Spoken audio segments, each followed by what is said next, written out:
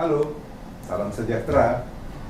Kita bertemu di program katekese online Pasca 2024 Paroki Blok B. Telah hadir bersama kita di sini Romo Alusius Pramudia Daniswara, Pastor Paroki Blok B. Lalu di sini ada Delvin, mahasiswi ya. Mahasiswi. Lalu Ada Jonathan adalah dari mahasiswa Tarakan Nita 5. SMP Tarakan Nita 5. Oke, topik kita kali ini adalah mengenai pantang dan puasa. Nah, aku ingin bertanya nih dulu ke Delvin. Coba, kalau kamu dengar kata pantang dan puasa itu apa sih yang ada di benak kamu? Mungkin kalau pantang itu adalah mengurangi asupan yang sering kita makan kali ya. Mungkin kayak yang sehari-harinya kayak saya suka makan manis, sama pantang mungkin harus dikurangi makan manisnya supaya mungkin jadi punya efek baik buat tubuh kita gitu ya. Tapi kalau untuk puasa mungkin bisa dibilang mengurangi asupan makanan, bisa kita nggak dengar? Oke, menurut kamu gitu ya? Buat Jonathan gimana? Kalau menurut aku, kalau pantang itu tuh kayak kita makan sekali kenyang. Kalau Sekali kenyang, iya. oke. Kalau puasa itu tuh nggak makan sama sekali. Oke, jadi bedanya apa kok rada-rada mirip gitu ya? Iya. Kayaknya mengurangi sesuatu yang disukai gitu. Nah, kalau aku pun rasanya begini, kalau aku ya, kita sharing. Kalau aku pantang itu apa yang aku sukai itu aku pilih untuk tidak aku lakukan atau aku kurangi. Kalau puasa ya spesifik makanan tuh kan, makan sehari hanya sekali, dan itu biasanya kalau udah jam 12 malam tuh jam teng langsung masak Indomie kita makan. Gimana tuh? Baik. Nanti ini kan kita sudah akan mulai masuki masa prapaskah nih.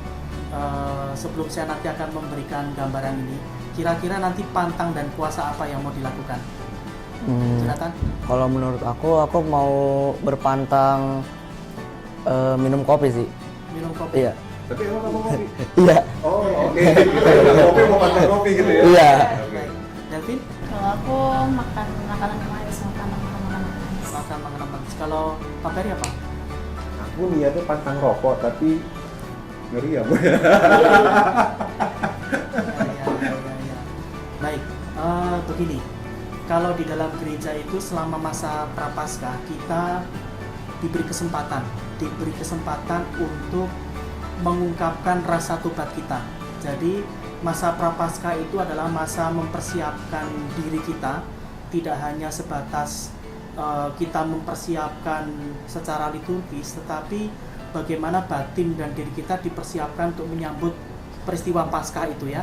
Dengan cara apa? Dengan cara kita bermati raga. Nah, salah satu yang kemudian itu diberikan kesempatan kepada kita adalah bagaimana kita berpantang dan berpuasa. Berpantang itu gampangnya begini. Bagaimana kalau aku ini senang, misalnya ya kalau kita ya tadi dikatakan senang makan sesuatu gitu ya, entah makan daging, entah makan sesuatu yang manis, entah makan yang bergaram dan seterusnya, itu kita kurangi sebagai salah satu ungkapan tobat kita untuk tadi itu ya, aku mau selama masa prapaskah ini mencoba untuk membangun diri lagi ya. Nah, puasa itu lainnya gini, puasa itu adalah tindakan sukarela untuk makan satu kali kenyang. Ini dalam gereja kita ya. Tentu di dalam agama-agama lain kan ada aturan dan ininya ya. Tapi dalam aturan kita itu adalah aturan minimal itu satu kali kenyang gitu ya. Dan itu tidak harus kita lakukan selama 40 hari itu. Kalau misalnya bisa ya oke, kalau tidak ya kita ikuti aturan minimal saja. Aturan minimalnya adalah begini. Kalau kita mau berpantang dan berpuasa, berpantang itu nanti setiap Jumat di dalam selama masa prapaskah itu. Tetapi kalau berpuasa itu dianjurkan, dan bahkan kalau kita yang masih sehat itu adalah satu kali makan kenyang hanya Rabu Abu dan Jumat Agung, ya. gitu ya. Sebenarnya enteng ya Mo ya? Sebenarnya enteng, ini aturan minimal. Minimal. Aturan minimal.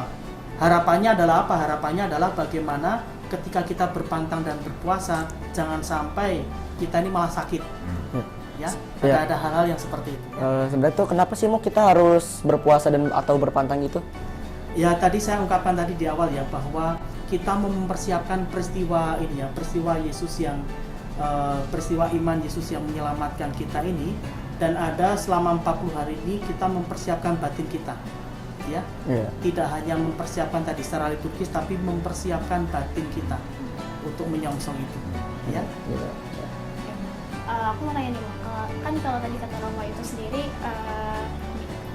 dilakukan pada hari Rabu atau enggak Jumat gitu ya? Rabu Abu dan Rabu Jumat Rabu, Agung. Rabu Ya. dan Jumat. Ya. Nah, terus apakah bisa pantang dan puasa itu dilakukan selama 40 hari?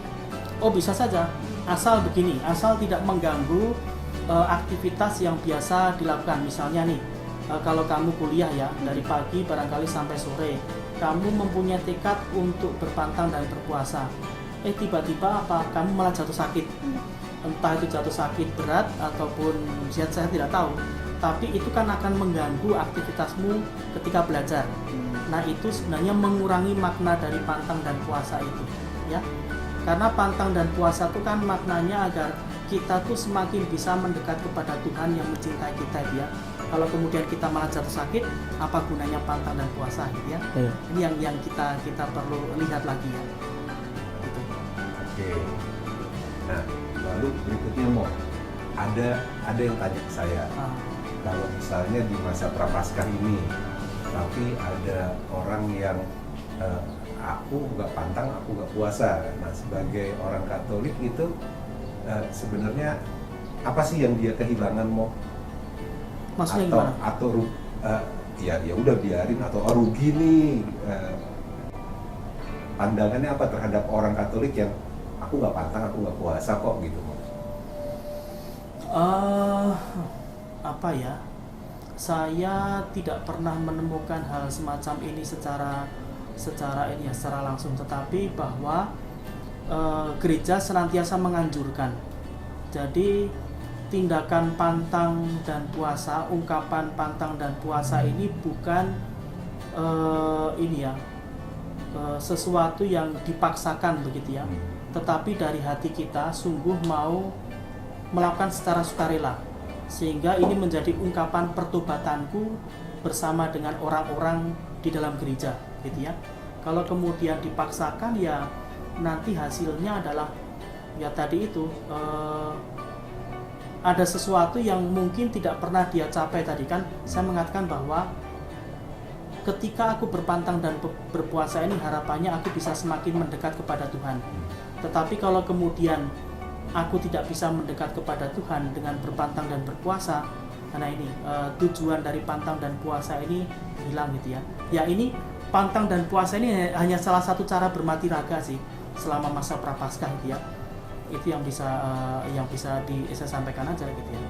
Oke, jadi bukan pada bahwa ini adalah suatu keharusan untuk dilakukan, atau gimana Bu? Harusan atau enggak Bu? Ini wajib, Wajib. tetapi bukan paksaan ya. Jadi wajib itu artinya begini, ketika aku sebagai seorang anggota gereja Katolik, aku wajib secara sadar, aku wajib mengupayakan ini, gitu ya, sebagai bagian dari warga gereja. Tetapi tidak kemudian saya akan memaksakan engkau untuk seperti itu. Artinya misalnya saya, Pak Peri, kamu harus pantang dan puasa, gitu ya. Saya tidak akan mengatakan kepada Pak Peri, tetapi saya mengharapkan terutama mereka-mereka yang dewasa dengan kesadaran hati, dengan kesadaran pikirannya mau melakukan itu. Nah, sebagai kuncinya, ungkapan Mo, ya. tobat itu ya, Jadi sebagai ungkapan dengan tobat. kesadaran sebagai Ya. ungkapan tobat ya Mo ya. Ya. Oke, baik. Nah, kalau adik-adik ini mungkin punya cerita mengenai bagaimana sulitnya untuk berpantang atau berpuasa. Kalau dari aku, dari semua pengalaman aku sih, ya aku waktu itu pernah berpantang nggak minum es. Nah, walaupun abis main bola atau main basket gitu ngeliat teman-teman main es, tapi aku menahan diri untuk nggak minum es gitu walaupun kecapean. Nah dari situ aku dapet manfaat kalau dari untuk jajan es itu lebih baik aku sisihin untuk ditabung dan aku berikan kepada orang yang lebih membutuhkan. Oh, jadi uang yang akan kamu pakai untuk jajan es itu Disisihkan kamu apain? Sisihkan ke Iya. mana? di celengan biasanya sih. Yang kotak itu ya? Iya. Kotak KPP itu? Iya, kotak KPP. Kamu masukin ke situ? Iya. Nah, kenapa? Tujuannya apa? Ya karena itu tadi, karena aku mau membantu orang-orang yang lebih membutuhkan daripada aku. Oh, jadi dana APP tadi akan digunakan oleh orang-orang yang lebih membutuhkan? Ya. Oke. Ya, Kalau dari kakaknya sendiri? Oke, mungkin pengalamannya mungkin hampir sama kan ya Om ya. Kayak biasanya Jadi kamu mungkin- main bola mau makan es juga? bukan, maksudnya menabung juga gitu. Oh, Terus kayak- menabung. kayak, maksudnya di setiap bulan itu kan kadang kayak menyisihkan uang untuk belanja online gitu Om. Terus kayak buat beli baju atau beli makeup gitu lah ya. Oke. Nah mungkin kayak jadinya uangnya itu yang harusnya kita buat jajan gitu ya, malah kayak saya sisihin buat dimasukin ke kotak KPP itu. Terus atau enggak biasanya kan kalau kita lihat juga di lemari kan ada banyak baju nih Om. Nanti kayak kita yang masih bagus gitu ya, mungkin kita Disumbangin. kasih disumbangin buat teman-teman yang masih banyak di luar sana yang Belum punya pakaian. belum punya pakaian, yang pakaiannya yang masih Ya. busuk gitu. Nah, nanti pertanyaannya begini.